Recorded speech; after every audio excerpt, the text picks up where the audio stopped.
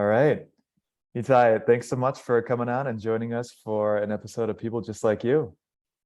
Yeah, it's a pleasure. I can't wait. I find it to be a refreshing project, and so be happy to be here. I'm glad to hear that.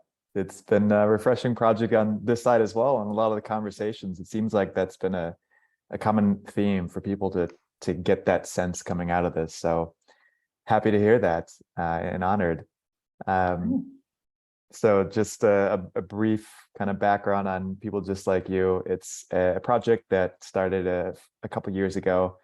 It was inspired by Brandon Stanton's Humans of New York, and just started to think about social media and how it had such negative connotations where it's like division and separating people, and really started to explore this idea of connecting people and opening up a little window into other people's lives to show and see that we're all just people, just like one another. There are things that we share in common with everyone else on the planet. And things that we have that are unique as well and can be celebrated. So breaking out of the filter bubbles in social media in our circles is part of what People Just Like You is about. As is, again, just getting this window into other people's lives. So with that, very excited to get a window into your life. And I recently got your book, Reflections, a book on poetry, which has been a Thank really you. great read. Thank Yeah. you. Let's keep selling copies. I'm kidding. Hey, we're all marketers of something in our own ways. We're all building Yeah. brands, and yeah, it was really enjoyable. But I'd love Oh, to thank open it you. up to you just to start with a little intro. Tell us who. Yeah.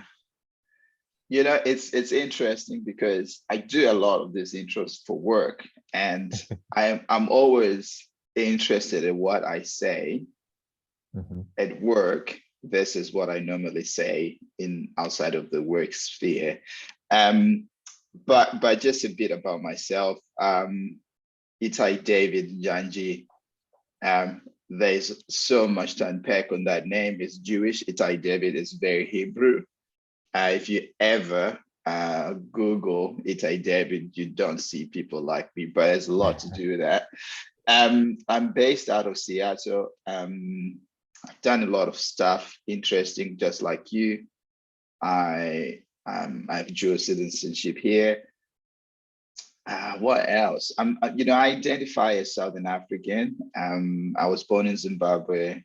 My mother from there, my father from Mozambique, and we settled in South Africa, which I call home now because that's where my family is. And the younger generation of the family was actually born there. What I do, I've been a technologist I think I've been a lot of things. When I was growing up, I was a cricketer. I actually went to high school on a cricket scholarship, and I was supposed to go professional. And I got injured just before my senior year, and I was thinking of going to Australia or the UK.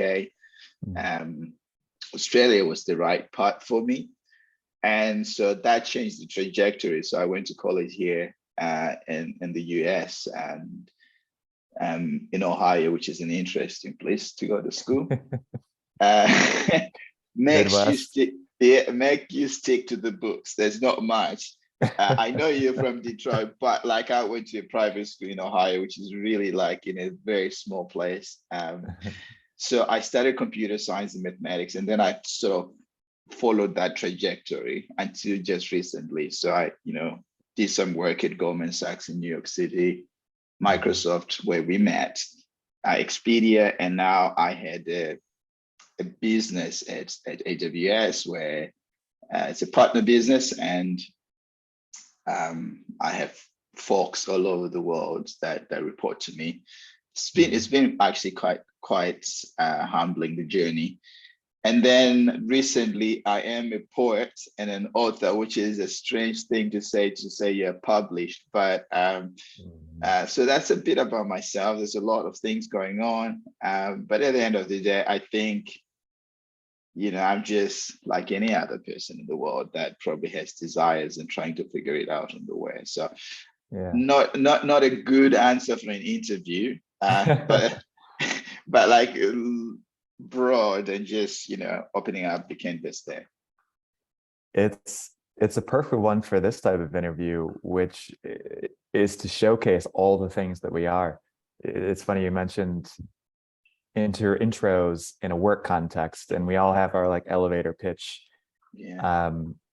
And probably that comes along when we're introduced to new acquaintances. Many times in the US, it's what do you do when someone opens up to you or wants to know, get connected with you. So I personally, I love that, like kind of meandering, exploring the story, other elements above and beyond work, because we are not just work.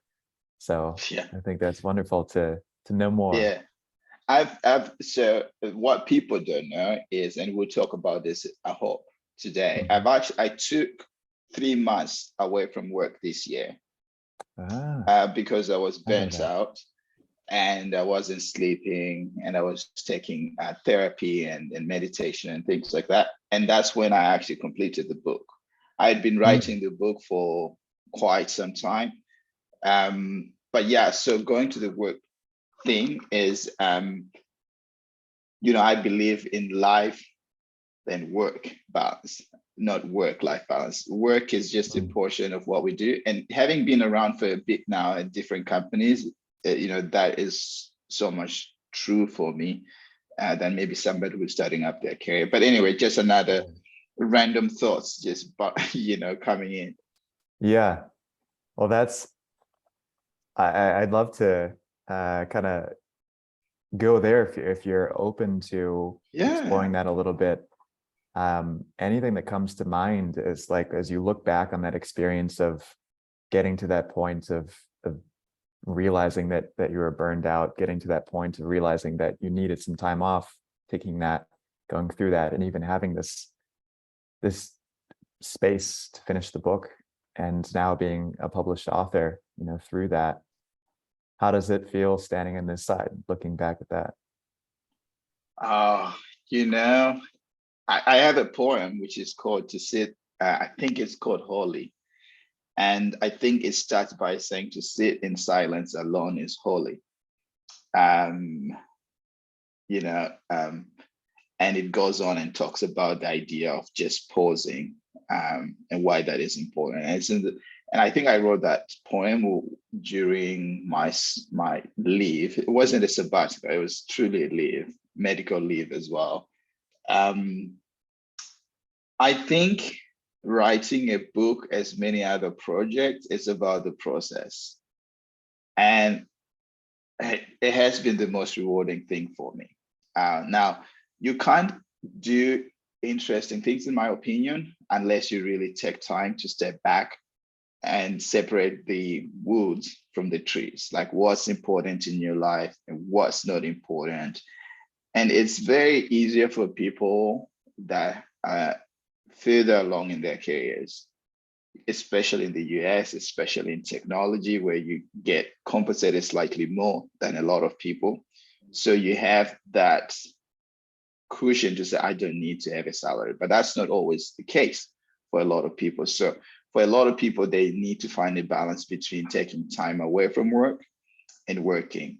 And that could be, a few weekends away in the woods. I meditate every day. So even that 10 minutes in the morning and at night, it's stepping back, right? I think in the poem, I say, this is not idle time. The mind never sleeps. And I go on and talk about why that's important. And from a scientific point of view, we have two sets of minds, right? We have the frontal lobe, and then we have the deep insides part of the brain. And what we're doing on a day-to-day basis, making coffee, drinking water, is the front side. The deep inside, the Shakespeare writing, the iPhone, they don't come from that. The connection. Sometimes I look back at some of the poems I wrote, and I'm like, I have no idea where that came from. I couldn't write it today. Like certain things had to come together. So So, a long way to say, I think it was so important for me to just take a breather. And I think things came together when I had space. I thought I wasn't working, but my mind was reorganizing the thoughts that, had been there for quite some time. Yeah, that is a powerful reflection on what that time was and how you felt kind of going into it and what you thought. Maybe, I mean, you just said it yourself, like, I thought I was taking a break from working, but you're thinking fast and slow comes to mind, the system 1 and the system 2. Our coffee drinking, water drinking, processing mind, when it's resting and not active, then our intuitive mind, our genius kind of mind can be active. And that's the part of the mind that we don't really know how it works. Right? Even science fully understands how it works. But when we create space and we let the mind overall rest, then genius can really come up from that. And it's not that when you take rest, like automatically the genius comes up. There are other elements that influence that. But yeah, that's really powerful. Like the realization that time was serving you in these different ways. Yeah. And I listen to a lot of podcasts as well, like Tim Ferriss and guys like that. And there is, let me see if I can remember it. There is an essay that was written by some guy, and it talks about our lives. They like graph our lives on a paper, and you can see how much a week is worth. So, if you take an average human life to be 75 years old, and I'm 35, so I'm almost 50% through my life. Hopefully I can live longer, but it puts a little bit of emphasis. And I'm looking at my phone because I'm looking at the book, because I think it would be a good one for people to read that. What is it? If I can't find it now, I would have to send it to you a little bit later. But even during that 3 months, I read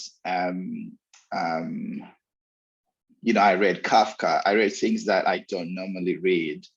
And I was meditating, every day, average 40 minutes to an hour. And it just gave me the break that I needed to get into the deep insights. And I've said this, I wanted to write this book for multiple reasons. One was, I want to give my kids something. I'm going to be married to an American, and we'll have dual cultures being meshed together. And that's why the book starts with growing up in Africa. It really is a gift to my kids in the future. They won't appreciate it until maybe they're 30. They're like, oh yeah, So that time was the magic. I had been writing poems for 15 years, but that just like letting go and trying to just give yourself some space, it's interesting. And to me, it has worked miracles. I intend to continue taking more and more time actually going in the future. Amazing. The world really does need more people to realize that taking space to be creating space consciously is an important part of living a healthy, fulfilling life, and that it's not bad. That just because sometimes we need to recharge a little bit, that doesn't make us unworthy or bad. We're not robots. We don't have consistent, constant output that grows up and to the right. We have seasons of our lives. We have cycles to our productivity and to just the way that our health, mental health, physical health operates. So that's brave. That's brave, and I commend you very much for listening to what you needed, what your body needed. And it's amazing to see like how that time served you. And yeah, I think that's just a fantastic reminder for people. Only regret is I took only 3 months. But it's usually a good I think if the first month you're in shock. I've worked my entire life since I was 16. And at 35, I decided to take a break. And Yeah. even when I took a month, I had never taken a month away from work. So the first month is a cultural shock. Yeah. You don't know what to do. They call it the detox month or whatever. You're just detoxing from work. You still check your phone. You still wake up at 8. And then the second month, things starting to change. And then the third month is you start to get work anxiety again because you're like, oh my God, this has been. So to those that want to do it, I think a few friends of mine did it and they kept encouraging me to do it. I just don't think you're going to lose out of that. Mm-hmm. Amazing. I highly encourage that as well. I took a break myself. Awesome. Well, I'm curious, now as you look forward, you mentioned that you're getting married soon, and you've got this book of poems that has taken 15 years. You mentioned you've been working on published, and things are opening up and unfolding for you. Do you have any thoughts on what your vision from this moment forward is? Yeah, so well, I don't know. I mean, part of it is probably going to change. But there are certain themes that came out of introspection, of that time away from work, from the daily noise. Mm-hmm. One is I'm actually really passionate about charity. And I didn't quite know this because I was busy working. And so, the goal has always been to donate the proceeds of the books to some charities that I'm fortunate enough to not need the book to make a living, which is obviously something you have to acknowledge because a lot of authors that self-publish are trying to make a living out of it.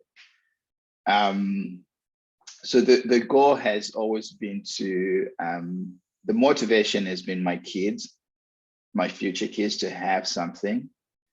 The vision of the book, and I think to broader view, my vision of my life is, we want to do a little more in charity. And so, in service and also in means. We all play our part. Some would have to do more service work.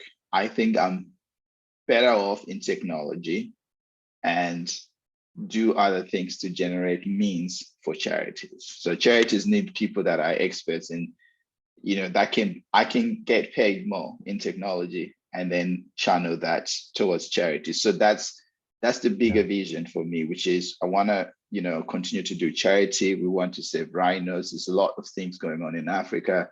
I want my kids to grow up in a planet where they can see rhinos and elephants and things like that. So that's one. The second aspect is, I made a decision about 10 years ago to, once the kids come, to be a dad first above everything. So most of our decisions that we make today, that they are guided by that. We went to Coachella this year because we know we won't be able to do that with a young baby.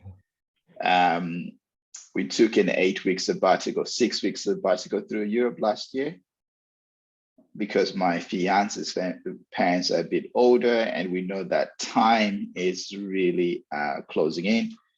And then we're doing a lot of other interesting things.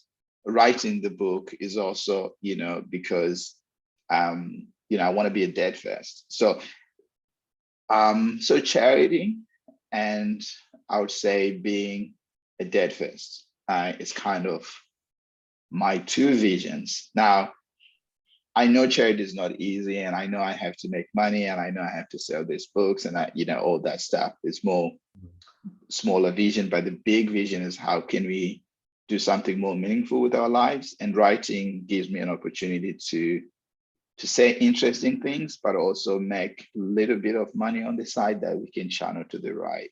So just, authors don't make a lot of money, but like if you sell $300, say, just random number here, $300 is a lot of money in Africa.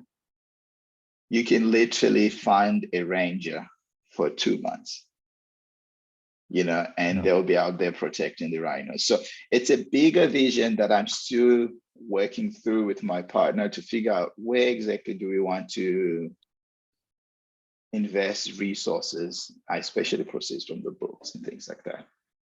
Yeah, that's wonderful. And also like another powerful example of when you create some space, you're able to think about what's important.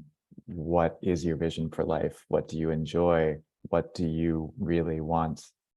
What have the experiences that you've accumulated to this point in time helped you to set you up to do? What's the wisdom that's come from reflection enabled you to see from this point? So that's really cool to hear, just how you're navigating and thinking about where to go from this point in these two directions, and how the book is connected to both being a dad and having something that you can give to your kids, and also supporting this desire to support others in the world, animals and people and the planet. And that's really cool. Thank you for sharing. And that's great that you've done, again, that work to explore where things go from here, and completely understand, like you mentioned it at first, like it's changing, it will change, it's something that will be developing and growing. It's a good thing about a vision. Yeah. A good vision can never be accomplished. Yeah. A good vision is always helping you to continue moving in a direction. Yeah, I have a different definition. I say vision has to be bigger than you. If you can do it alone, so the vision, which is exactly what you said, it cannot be accomplished. It has to be something bigger that, it takes a village. And I think good visions take a village. So I don't know where that is, but I'm just open to possibilities. I'm super excited for what the future could potentially bring, but possibilities of being a dad and the challenges that will come with that, possibilities of helping charity. There's a lot to unpack there.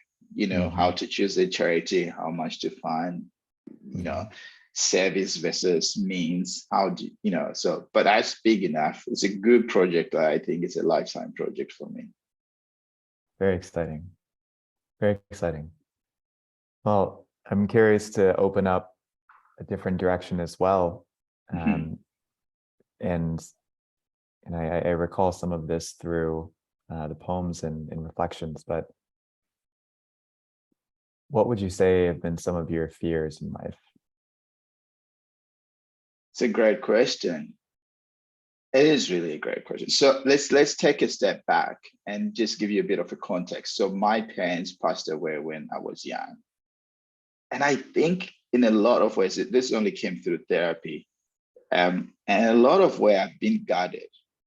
I've been guarded about finances. I've been very conservative about finances. There's definitely a strong need to be here around for my kids. So that drives health and, picking the right partner, hopefully she's not hearing this. And I've sort of seen a lot of things. So, I grew up very poor. On my desk, actually, let me see. This is probably not good, but this is a picture of me. It's probably not good at all, but there's a picture of me in Africa with my sisters, and a strong reminder of where I came from. So I'm not afraid of not having money, for sure. Been there, done that. Truly believe you don't need a lot of it. If you want to do more, like charity, you probably need to find more as well. So definitely not afraid. I think, I don't want to lose who I am. It's probably my biggest fear, because I'm African, I have dual citizenship, I've lived all over the world, and I've traveled as well. I have family in the UK. And it's easy to start getting lost in terms of identity. And I think that could be my biggest fear. I don't know what my true biggest fear is, but getting lost and losing yourself is you could be lost in work and wake up 30 years later and realize, man, this is not important. Yes, made some money and that's great. You could also be lost in different cultures and wanting something different. You know, the biggest mystery is within you, you know, and you could be lost there. And for me, it's also losing languages. Like, you know, I think if my kids don't speak my native language, I'll feel like I'm losing part of something that I should have passed to them. So my father spoke Portuguese. That was his first language. Born in Mozambique. I don't. He never passed it on us. You know, back then they're really trying to make us learn English. They didn't know kids learn English either way. So so that would be I think it's a good question. And it's probably a question that I have a different answer at a different phase of my life. But right now, staying true to who I am, grounded, you know, my identity, I think it's very important. And Yeah. I think the biggest, for me, I think the biggest risk there is like, you know, doing so well at work and then starting to get caught up in climbing and things like that. Mm-hmm.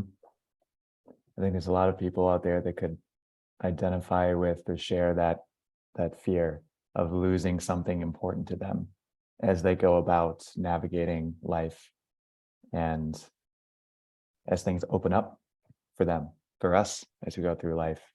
There are these constant paths, these branches that I could go down the right or the left. And over time, making these decisions, mentioned 30 years, if we look back at all the branches that we've taken, will we feel good about where we've ultimately ended up? I think that is a fear of people that are able to have space and time through privilege, through hard work, through other means, natural talents, whatever it may be. Anyone who is able to get a little space from the act of trying to survive and make it through each day will ultimately, as human beings, have this questioning of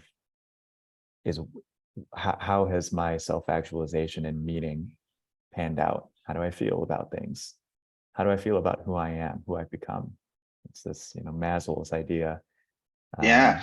Who I think And took it that's, from other folks, but like, yeah. this idea of like moving up, the who am Yeah. I ladder. And, you know, I think to this day, the book is one of my greatest accomplishments. And I worked at Wall Street, I work for the biggest cloud provider in the world. And the book is so true to me that, of all the accolades and all the, spoke in front of 4,000 people at the London Summit, just got back from Boston. And the book is so true to me. And it's something that I think I lost it for 15 years because I started writing and I stopped. And when I went to Europe and I was in Sevilla and we're walking, I said, I need to write again. And I started writing. So that's kind of like, I think that's a strong part. It allows me to process things. Like sometimes I wrote a poem, I'm not gonna, it's explicit, but it has all this degrading words. It's in my book. And even the book itself, when you write a book and you don't have a publisher, you can't sell out. Like I wrote things that healed me. Yeah. Like I would write that poem and I would move on. I was like, oh, that's, I struggled being in America with race and things like that. I wrote Little Leopards about that, trying to understand how people become racist and sexist and homophobe, and so that's true to my identity. And sometimes you don't quite get the opportunity to be true to your identity in other environments.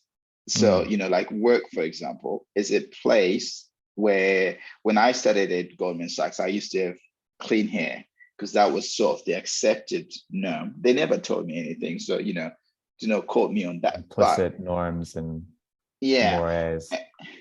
exactly. So you have to find these places where you're true to your identity and you're not losing that. And that the book has allowed me to explore that. It's also like people that keep your identity alive. So around surrounding yourself with people that, and I've seen this, they're people that we have sort of moved in different paths because they're taking something away from me and not adding into me. So anyway, it's a lot to unpack, obviously, but staying true to who you are. As somebody told me, you shouldn't write a book that's pop culture. And I was like, I agree. I don't want to write romance. Yes, it might sell or whatever, but the book is something I'm proud of, whether people buy it or not. I designed everything in that book. I wrote every line. I designed the cover. And that's staying true to my identity. And that cover is not, there's African colors. Those are usually the African, if you look at an African flag, it has those colors. So if you see it on the shelf, you know immediately it has some African feel to it. Travel is important to me. So I put travel in the book. Women that raised me, I put them in the book. So staying true to your identity is sometimes very hard in a world that wants us to be somewhat something that we are not. And I think finding that or a glimpse of that once in a while is a gift. Just being able to find it once in a while is truly a gift. That's resonant. That's very, I really appreciate you like opening up and opening these different drawers in this whole cabinet of reflecting on fears and what you've experienced. I think there, as you've said multiple times, and it's true, there is a lot to unpack, but I appreciate you doing a little bit of that unpacking and exploring with us. And I think that's something that's so valuable, to be able to hear the thoughts of other people and what they're going through, what they're learning, what they're realizing, their hypotheses of things. That's all gives us the perspective that we can use to guide our own lives and understand a bit more, and keeps our inspiration going, our curiosity going. So thank you. Itai, what's one of your favorite memories? I read your question and I was like, I don't want to like think about it. I want to see what comes into feels in the moment. Right? Yeah, in the moment with that. So I didn't actually prep all these answers. This is free flow. And so it's going to be interesting to me when I listen to the interview as well. So I had a good upbringing. Although it doesn't seem like it. I was poor, but I laughed and I slept a lot. Sleep has become a really important thing because leading a business,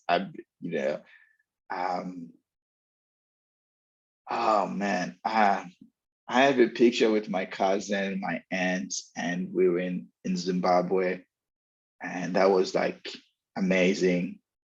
Being in the sun. I played cricket and I could be lost playing cricket. Cricket's like baseball, it goes forever. And that was really fantastic. My mother was, she was a funny lady. You had to look, is this a good day to fist bump her or is it not? But she was really funny. So I think, being in the sun, it's amazing because I live in Seattle now and I'm working on a project, which is a theme book. So it's the first people to hear about it. I'm writing entire poetry on one theme and it's the sun, how the sun is different here in Africa and Costa Rica and whatever, and Dubai, for example. But yeah, being in the sun in Africa, eating some roasted maize, and playing cricket were some of my happiest memories as a kid. But I've had now really good memories as an adult, and I'm lucky to have that. I think the second happiest memory is, well, the first happiest memory as an adult is just recently happened. I went with Eleanor, who's my fiance, and we were just engaged. And my family from the UK met us in Italy. And her family was also in Italy, and we're in Florence, and we had this big meal. And I remember that's the first time I started sleeping, like properly sleeping, like 8 hours. I didn't wake up the next day. And I said to Eleanor, I'm happy. I feel happy right now, you know? And I've been happier now, like with the balance, but that was a good memory. And I value that for so many reasons. It's an inspiring thing. You know, when I was in Africa, I didn't know that was the last time I would play in this sun, dazzling sun. There's warmth, and now I live in Seattle, and the rain drops every November. And I also know that my aunts are getting older, Eleanor's parents are getting older. To be able to do something, we have about 8 of us. And, we went to Sorrento. I'm not saying everything was perfect, but that's a really good memory for us that we'll cherish for a long time. So 2 happy, you asked for one. I gave you one as a kid and one as, and the interesting thing, there's nothing about achievement. I had a cricket scholarship when I was in high school. It's all my happiest memory. It's like when you look back, you realize all these material things, they don't truly make you happy. For me, it's definitely the people. And playing cricket, being out in the sun, hanging out with my family, which I haven't had the chance to do that in the past 15 years, 20 years, because we're all in different countries now. I mean, we do hang out, but it's not like for 2-3 months at a time. Yeah. So anyway, long story there, but yeah. I love it. 2 for 1 special memories. And I'm glad that you shared multiple, again, just opening up these different directions, these different drawers that are coming out of this this cabinet of lived experiences and built reflections. That's the perfect title. But yeah, that's how I picked the book. I picked the reflections because I spent just 3 months doing nothing. So I used to travel a lot every time I got this. Another story, sorry. I used to just, when I get 2 weeks, I used to travel. And I would come back and I would say, hey, we gotta go somewhere. And my partner ended up telling me I was running away from something. I had 3 months and I had the means to go for a month and spend a month in Costa Rica. Or like the means were, and I didn't. I would spend 3 months in Seattle. I woke up, I ate oatmeal, I meditated, I went for a run for 3 months, and I wrote. I never had a need to travel. So I now have a suspicion that if you are a serial traveler, like you just want to be, as soon as you get home, you just want to go somewhere else, looking for something that might be at home already. And so anyway, my whole point is, like that's how the whole title came about. Now, reflections is common. There's other people that have reflections as their title as well, but I believe my cover looks better. Don't get me started on people putting their faces on books. If you're not Barack Obama, your face doesn't sell books. So anyway, but that's why anyway, it's a story about how I came up with the title, and then I just mix a few things about why it's interesting to me. I didn't travel for 3 months and I had all the opportunity, and before I was traveling every week. So yeah, interesting. I wanted to touch briefly before we go to our final question on what you mentioned about like your favorite memories being not about like the achievements and the accolades, but just about those simple moments. It reminds me, I'm doing a lot of work on, as a coach now, on like values and life purpose. And I think some of the most important universal values for humans are creativity, freedom, especially as we grow older and we have more to draw on to be creative with learnings. And we want, freedom because we see what's out there. But even more so than that, belonging and love. Like when we have love, when we have belonging, we just feel good. And it doesn't take much. It just takes spending time with, with friends, with family, with people that mean a lot to us. And you think about what people say when they get to the end of their lives and look back and think their only regrets many times is I wish I had spent more time with people in my life, with people that mean a lot to me.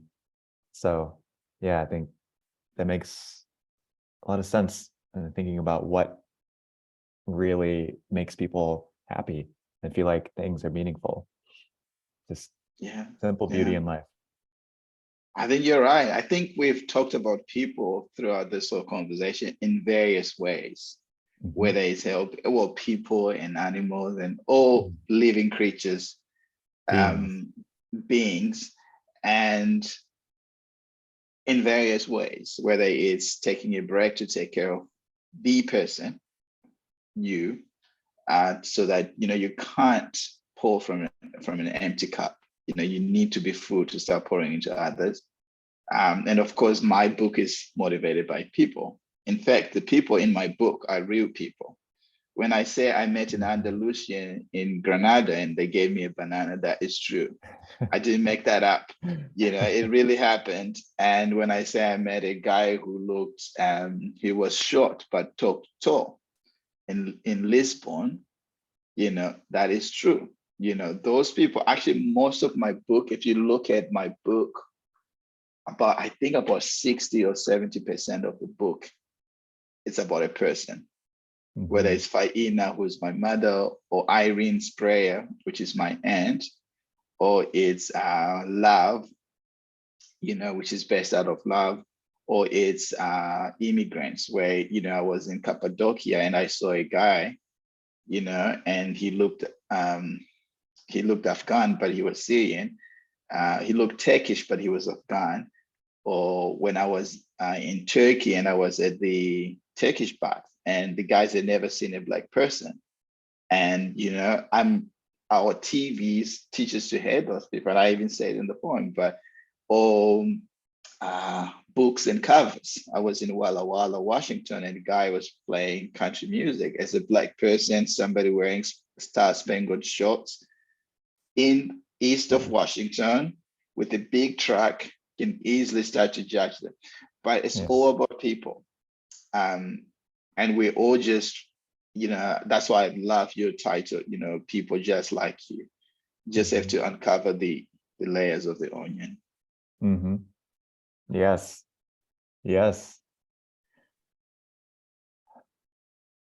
Feeling full from this conversation. Me too. By the way, this is the first conversation, so when I get fit now, I'm kidding. You can own all the rice. I like to share. I'm a generous, open guy. I'm kidding. So yeah, the tradition here is to close it out by passing on a question to you as the interviewee and asking you to pass a question on to someone else. So a previous people just like you interviewee and ask what motivates you and why. Yeah, that's easy for me, right? I am at the point where I'm getting married legally in 2.5 weeks. It's a busy time. And I have my proper wedding in Cape Town in October. And we plan to have kids because we're late bloomers. So, being there, being the best father I can be, really truly motivates me. The whole book thing was, I wanted my kids to understand who I am and the world as well. And being a husband, I've learned a lot about that. I'm not Catholic, but my partner is Catholic, so we had to do a lot of counseling. So what motivates me, I think right now, it's people. And I think it starts with my future kids, and then it grows. I really am very sensitive now, like at work. I'm a leader. I'm sensitive on how, when we promote people, when we hire people, are we hiring the right diversity in women or minorities? When the things that I remember at Amazon, and I'm still there, is it's not all the accolades, it's the people that I have helped with their career. So people truly motivates me, but you have to be also understand that some people will take away from you. So you have to have a good sense of balance of like, okay, I can pour into this person. And this is true. By the way, when you write a book, which I think you will write a book in the future, I'll be the first one that's saying this. Hopefully I'll be there. I'll be the first one to buy. You will notice that the people that you thought will support you are not necessarily the people that will support you. It's sobering. It's really sobering. So sometimes you think, oh, this is a friend in need, is a friend indeed. And it is, I think actually there's a term for it. It's like authors end up getting resentment because the people that they thought were going to buy their books, they don't. Interesting. And especially, so anyway, so people do motivate me, and I'm hoping that I can continue to do more and pour more into people, whether it's in my role as a technologist. I hope I continue to write more about people, and I hope I continue to be the best friend and partner and father and brother. It's just so simple, but it's harder when you really put it in practice. That's a beautiful intention. It sounds like that is something that you are doing that's natural for you and will continue to be. Thank you. Amazing. Well, what question do you like to pass on to our next interviewee? I think this is my favorite question because I still ask this question myself. If you had all the financial means, what would you do?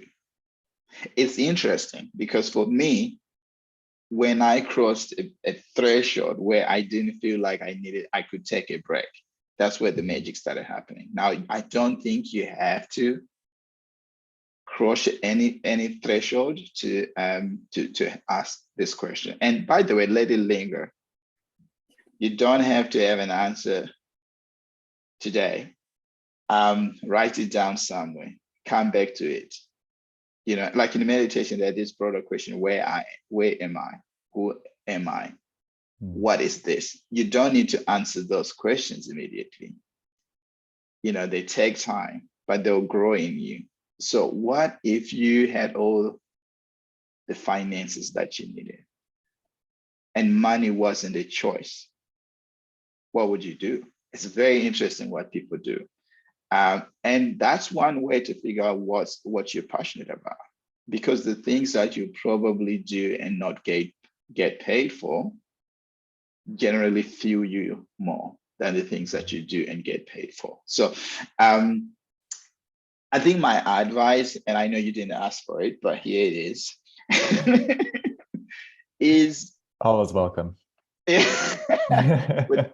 with a grain of salt, to marinate it a bit. My advice is these things are like lifelong questions. Don't get discouraged. I started writing poems 15 years ago, and 15 years later, I wrote the book. But also I have a saying, and it's in my book. It says, try not to predict the future, discern it. Don't get caught up with the idea of the book that I thought I was going to write. It's not the book that I wrote. Life has a funny way of surprising you if you're open to possibility. Sometimes when I get frustrated with things, I always say, what if this is exactly how things should be? Not in addition, just accepting that. If you do that, because what usually happens is if you ask yourself, what would I do if I needed no money? The next question is, okay, great. How do I go and do it now? And you can start getting caught up in the details. Just let it marinate over time and then let life present. If you ask that question once or three times a year, which is a good thing to do on your birthday, because you not forget that. I do three things on my birthday. I do all my finances to make sure that we're progressing in the right direction. A habit that I want to teach my kids, and I reflect on bigger things as well. And that is a good time to ask yourself this hard question. So anyways, what would you do if finances, you didn't need any finances? What would you do? That's very freeing, and it's a very freeing question, but you have a good point of like, our mind immediately goes to some of the Work. operations and the like, yeah, like, okay, how do I get there? What, as opposed to just letting it sink in and letting that, that other system, the intuitive mind, come up with what wants to come up, what we don't create the space to come up when we're not optimizing for something that we think we need or want. Yeah. Well, I'll ask the question and we'll get you an answer back. Yeah, thank you so much. Man, this has been so fantastic. And I really wish I did more of this, but thank you for taking the time to, to interview me. I hope this was as enjoyable as it was for me, and hopefully it will be enjoyable to others as well. But feel free to reach out to me, if anyone wants to talk about this sort of things. My website is just my full name.com, itaidavidnjanji.com. And and I wouldn't be an author if I didn't say, but my book, by the way, I'm learning these things, and apparently you write a book and finish. You never finish marketing your book. So interesting concept. Interesting. Yeah. Well, I would definitely recommend it. It was a very enjoyable read, and I'll have the link in the site here, as well as the YouTube notes. So thank you so much, guys. Thank you so much for coming on and doing this. Again, this felt like a very full conversation, and I very much appreciate you opening up and sharing some of your wisdom and experiences with us. Thank you, Gabe. Enjoy Berlin. By the way, just one thing. There's a restaurant in Berlin. I think it's called La Sapia. I'll send it to you. One of my favorites. You should try. If you haven't, it's pretty good. It's Spanish, I think, but it has really good, like Spanish food for being in Germany. So all right, I'm in. We'll put it on the list. Absolutely, awesome. Mate. All right. Cheers, brother. Cheers. Bye.